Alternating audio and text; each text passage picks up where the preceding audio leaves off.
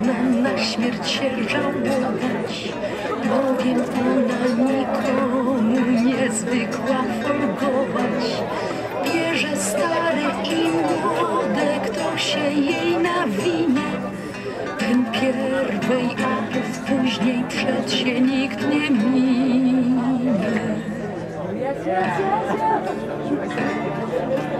Bo czas nie da trwać żadnej rzeczy, w jednej tylko wierzę. A jak to wszystko niesie. So this is kind of a sad moment. It's a very sad moment, but it's also a happy moment that that Jerzy is leaving us and going on for being a director in a really good position that has lots of support, lots of funding, lots of potential as far as being in charge of his own center, of his own MR scanner, at least one and several things more. But yeah, and also starting out in Oklahoma, which is really a fresh start, and I'm actually I can understand you know, someone like Jerzy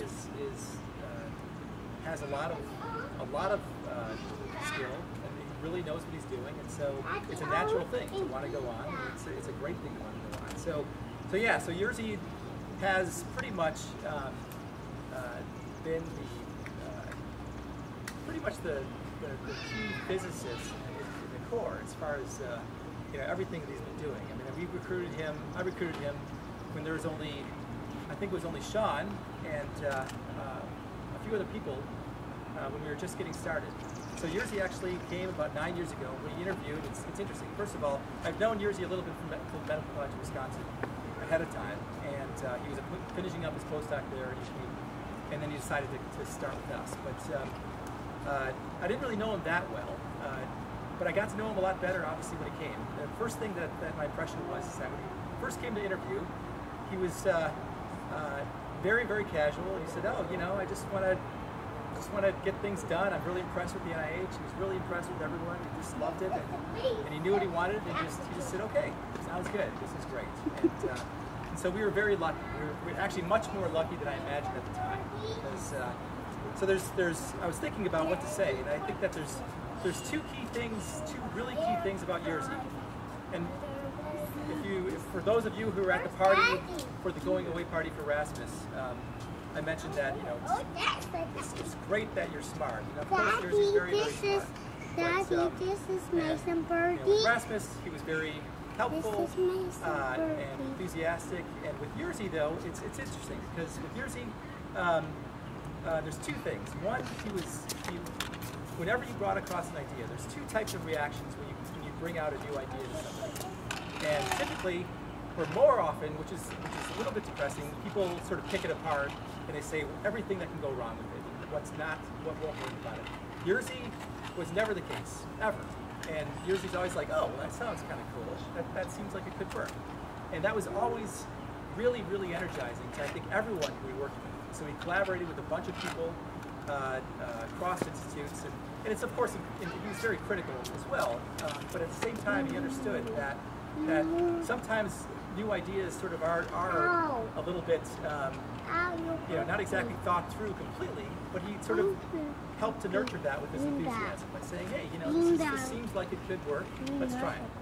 And so he's helped so many people buy that attitude, which is a really good thing. And on top of that, so the other good thing, a lot of people have that sort of enthusiasm of getting things started, but then they kind of let things go. So Jerzy has this truly unique skill of actually getting things done. So he starts things really well, but he actually finishes them really well too. He carries through his projects. He's been very effective in actually, you know, everything from suffering the details with getting some of the scanners set up, collaborating with Jeff's group as far as getting their 16 channel going, and getting his real time going right now. He actually gets it done in such a way that that people can use it and it actually works. And I think that's one thing that's will always serve Jerzy really well, and actually benefit everyone who he works with in the future too. Is that he really has a lot of pride. He suffers all the details and actually making sure things work as far as that's concerned. So the combination of having that enthusiasm and actually that stick-to-itness to get things done was really valuable to the core. It was really valuable to the core. And on top of that, of course, his technical skill was incredibly valuable. And I saw, it's interesting too, because usually people, when they start after they've done a postdoc, their technical skill level stays about the same. I think Jerzy keeps on learning. He's still, over the course of these 9 years, he's become, I think, even better as far as his technical skill is concerned too. So that's something that's also there. So anyway, you know, I have to thank Jerzy not only for that, but for being a really good friend as far as, you know, hopefully we'll continue to be in touch. And, you know, we had a great trip to Poland. I have one funny story. I have just one funny story when we were in Poland. So he took me to Poland, and we had a wonderful talk. You know, it was a really, really nice meeting. And, well, two funny stories. One was, it was just a great trip overall. It was really nice to be kind of guided by Jerzy as we were going through Poland. But one thing that was interesting, so they're both involving blackberries. So the first part is that, you know, he took me up this trail, up this mountain, and we both, you know, sort of had this great hike up this mountain. What's amazing in Europe, though, is that even back then, it was right around 2003, it wasn't that long ago, but it was long enough ago, that the signal on this top of this mountain was perfect. And so we both kind of like used our blackberries to make a call from the top of this, you know, it was a pretty high mountain too, and in Zakopane. So that was actually a good trip. And also we met a bunch of people coming down. We stopped at a chalet and had some beer, and it was really nice. So the other thing though was since we had our blackberries, we were driving back and we met this guy. I have no idea who this guy was, but he started talking to us, and we're both like very, you know, kind of talking to him and kind of having, you know, fun, just having a conversation. And he sounds like he wants to sort of like, you know, have dinner with us and do whatever. And we're all like, you know, both Jerzy and I are kind of nodding our heads, and then I'm like checking my BlackBerry, and I email Jerzy. I'm like, oh, I don't really want to have dinner with this guy. And Jerzy emails, and we're both like just checking it, and we're talking to him at the same time. And Jerzy writes back, you know, I agree. I didn't really want to have dinner with this guy anyway. Let's get rid of him. So we have, you know, it's nice because even on that sort of thing, we're kind of on the same wavelength.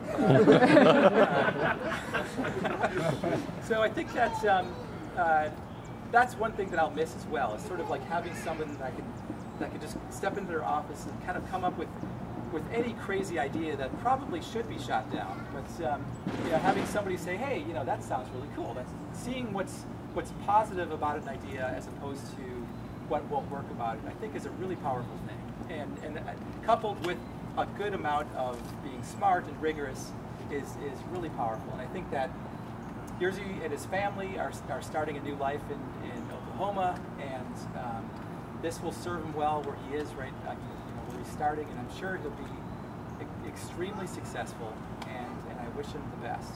So that's cheers. Cheers. So